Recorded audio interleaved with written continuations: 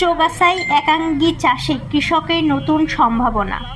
যশোরের চৌগাছায় একাঙ্গী চাষ করে নতুন সম্ভাবনা সৃষ্টি করেছেন কৃষক মোহাম্মদ বিল্লাল। ভুঁই চম্পা নামেও পরিচিত এই ভেষজ ও মশলা জাতীয় ফসল চাষে ভালো লাভের আশা করেছেন তিনি। 1 বিঘা জমিতে প্রায় 80,000 টাকা খরচ করে ভালো ফলন ও বাজার দর পেলে 5 থেকে 6 লাখ টাকা পর্যন্ত আয় করা সম্ভব বলে জানিয়েছেন কৃষক।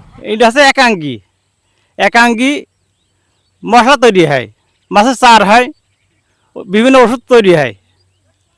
এইটা 10-12 হাজার মন বীজ কিনতে পাওয়া যায়, আর যখন বেচবো তখন 8-9 হাজারটা মন বেচা যাবে।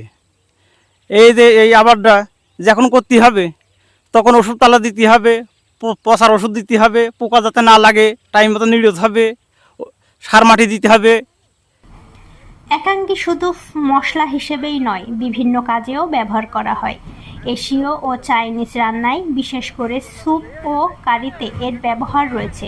পাশাপাশি মাছ ধরার চার, সুগন্ধি ও ওষুধ শিল্পেও রয়েছে এর চাহিদা। ওর মুখে শোনা আমার 10,000 টাকা বিসির মন নিয়ে আসছিল, আর বিঘা ভুইতি সব মিলিয়ে খরচ হবে 80 থেকে 85,000। আর ইনশাল্লাহ আবাদ এখন মোটামুটি অনেক ভালো, তবে 5 থেকে 6 লক্ষ টাকা বেচা যাবে ইনশাল্লাহ।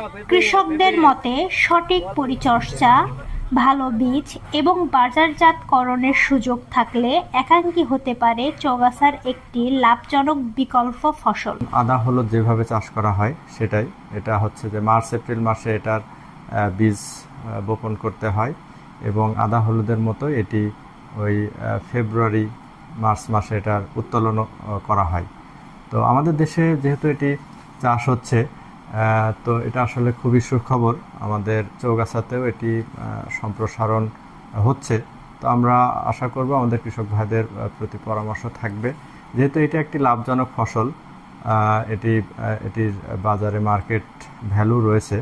তো এই জন্য একাঙ্গী আমি কৃষক ভাইদের বলবো যে একাঙ্গী চাষের ব্যাপারে এর বীজ কোথায় পাওয়া যাবে বা এটা চাষ পদ্ধতি কী, এটা কোথায় বিক্রি করতে হবে, এই বিষয়ের যে কোনো পরামর্শের জন্য আমরা কৃষি সম্প্রসারণ অধিদপ্তর আছি, আমাদের উপসহকারী কৃষি অফিসারগণ আছেন, তাদের কাছ থেকেও পরামর্শ পাওয়া যাবে এবং আমরা যারা উপজেলা কৃষি অফিসে আছি আমরা তাদেরকে সার্বিক সহযোগিতা, প্রশিক্ষণ, উৎপাদনে প্রয়োজনীয় সহযোগিতা এবং নিশ্চিত বাজারজাতকরণের ব্যবস্থা করা গেলে চৌগাছায় একাঙ্গী চাষ আরও জনপ্রিয় হয়ে উঠবে।